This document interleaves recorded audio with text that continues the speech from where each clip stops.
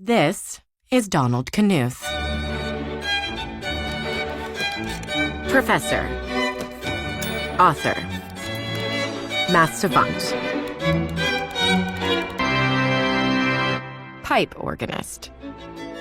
And this is Donald Knuth's life's work, the art of computer programming, clocking in at well over 3,000 pages.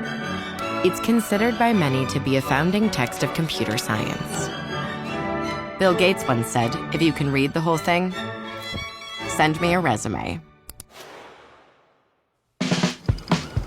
But in 1964, when Knuth was still in the middle of writing Volume 1, there was no guarantee his opus would ever see the light of day. That's because the same perfectionist streak that drove Knuth to analyze his college basketball team and optimize his home's kitchen around the trash can was getting in the way of actually publishing anything. Checking and rechecking every page, Knuth blew through deadline after deadline. His editor demanded progress. His family missed him. And still, Volume 1 remained unfinished. Finally, he arrived at a solution.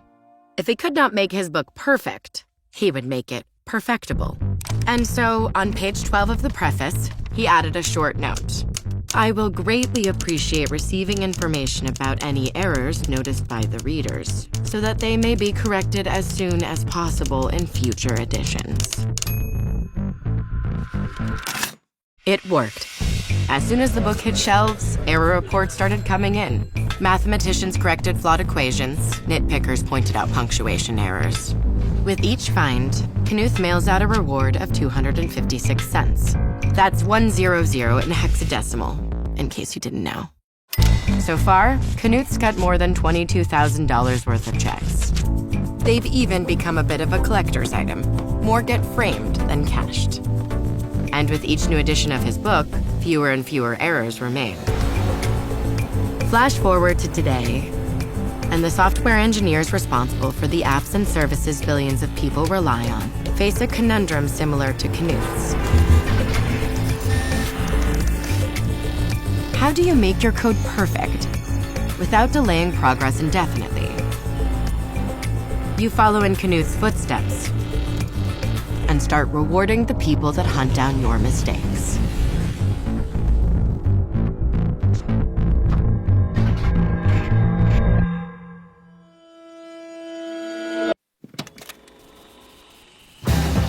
When it's your job to keep billions of people safe online, you have to live and breathe and see the internet just like the attackers do. Because the only way to stop a hacker is to think like one.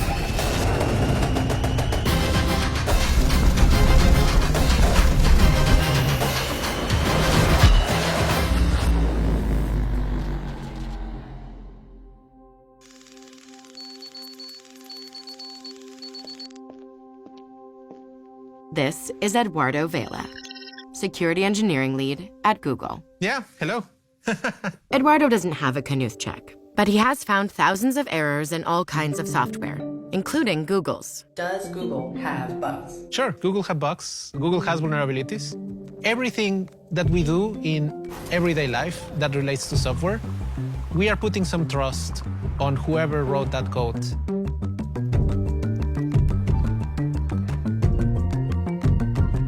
We as Googlers, we recognize the responsibility of the faith that people place in Google. We have a team of people that will look at the code, that will look at the product, and we look for bugs. But then inevitably, there is going to be something that we didn't know about.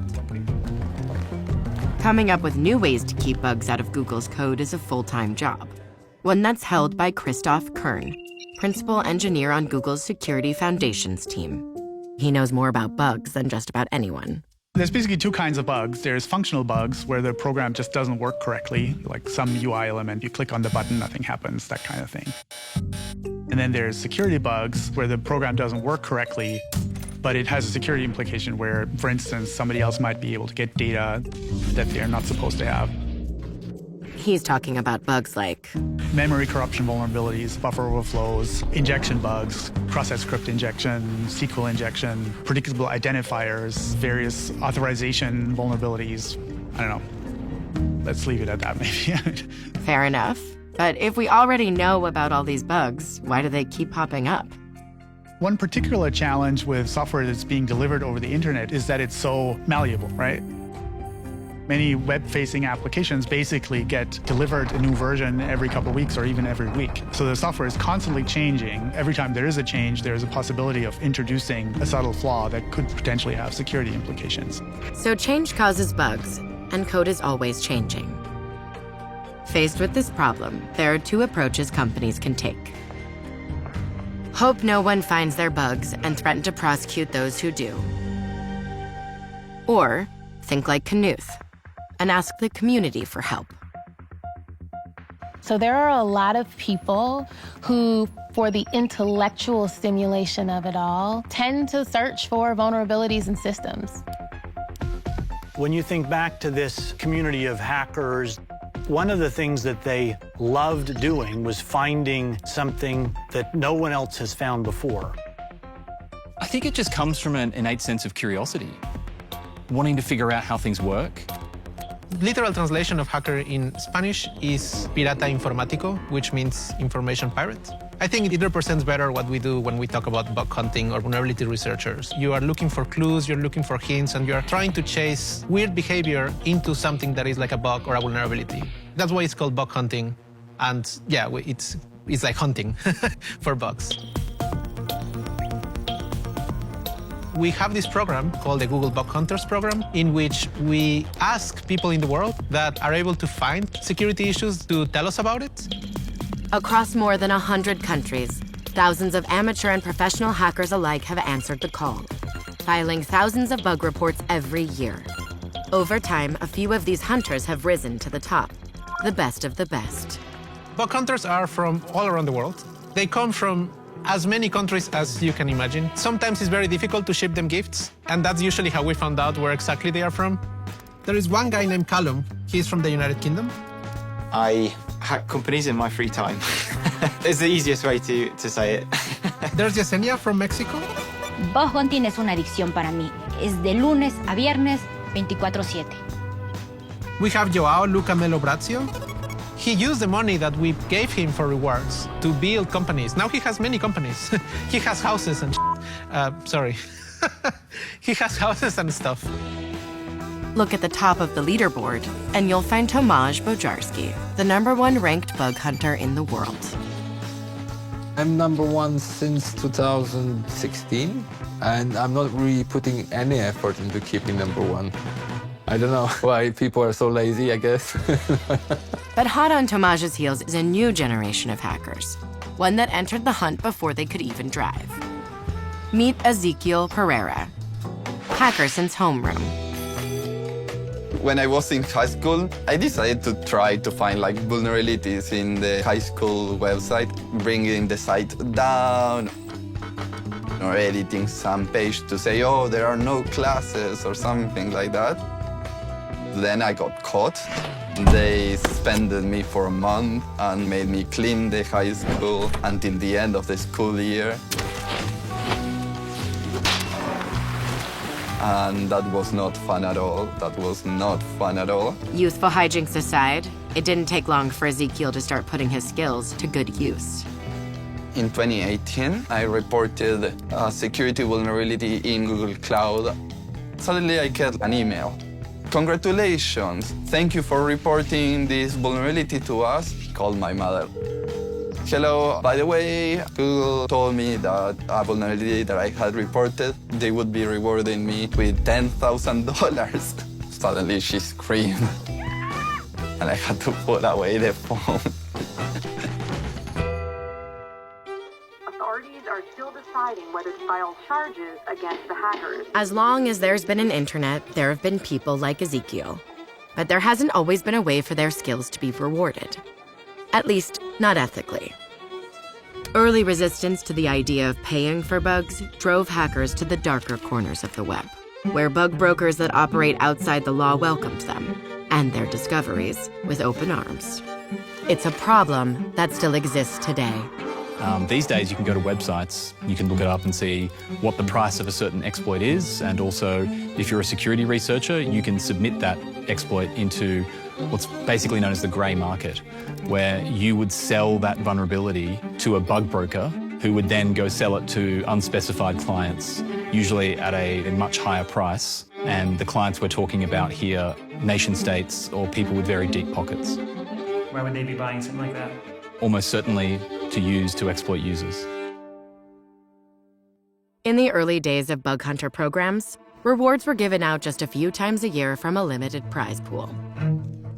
To counter the growing appetite of the black market and to find more of the errors hiding in Google's code, Tim and Eduardo had to change tactics and increase the stakes considerably. We thought, wouldn't it be cool if we said we'd pay infinity $1 million for bugs? We spoke about it and we're like, well, why not? Like, would there be a case where we would not pay for that type of bug? No. Okay, then aren't we basically saying there's infinity $1 million on the table?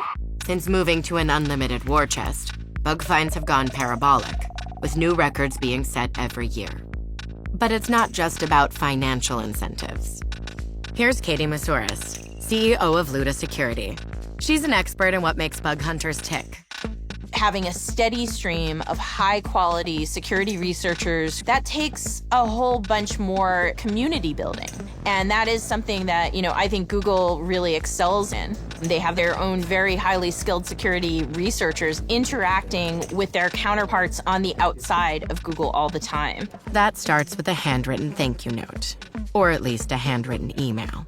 The engineer who is taking the bug, he actually writes a message himself and says, nice catch, nice catch. Nice catch. Nice catch. They always send you that. The classic Google line, the nice catch, yeah. They've added an emoji now. Lo que más me ha sorprendido, te llegan a responder incluso al día siguiente. And sometimes when you receive a, whoa, very nice catch. Oh my God, you are a superhero. It's nice. And I love that because it's individual thing to you, right, for the bug. And that sort of direct engineer-to-engineer interaction is one of the most powerful ways to attract outsiders, way more than money. The respect Google engineers have for the hunters is about more than technical prowess. It's about gratitude. Because the bugs they find aren't just stamped out, they're also studied. The best hackers in the world are ones who continually learn from other hackers. We are exchanging ideas, learning new techniques, and expanding upon each other's knowledge. Bugs reported today will be used to strengthen the preventative measures of tomorrow, allowing the code of the future to start out a little closer to error-free. Sometimes you see a report from a bug hunter where somebody found a really subtle problem that actually kind of betrays a fairly detailed understanding of how the application works. You kind of wonder, how did they figure this out, right? And you go like, oh, this is pretty cool. And then, quite a few of those bug hunters end up getting hired because they sort of emerge as somebody who really has a particular knack for this kind of work. Yep, sometimes the error finders end up as system designers. It's a journey Knuth might appreciate. Today, engraved in the entryway of his home are the words of Danish poet Piet Hein. The road to wisdom? Well, it's plain and simple to express. Err and err and err again. But less and less and less. A fine message for the next generation of software engineers and the bug hunters that will bring their code a little closer to perfection. Eduardo, we are all good. Thank you so Awesome. much. This Yeah. is wonderful. All right. Goodbye. Have a nice day.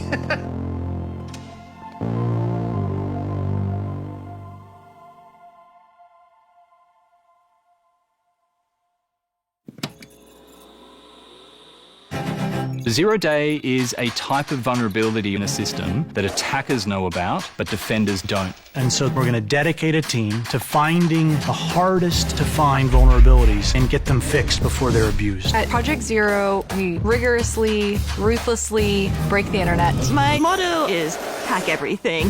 The weakest point for Google might be a non-Google product. The implant allowed them to pull chat history, photos, GPS locations. Within 30 minutes, the 7 of you could make the internet unusable for the entire nation. The company doesn't fix the bug in 90 days. We put it all online.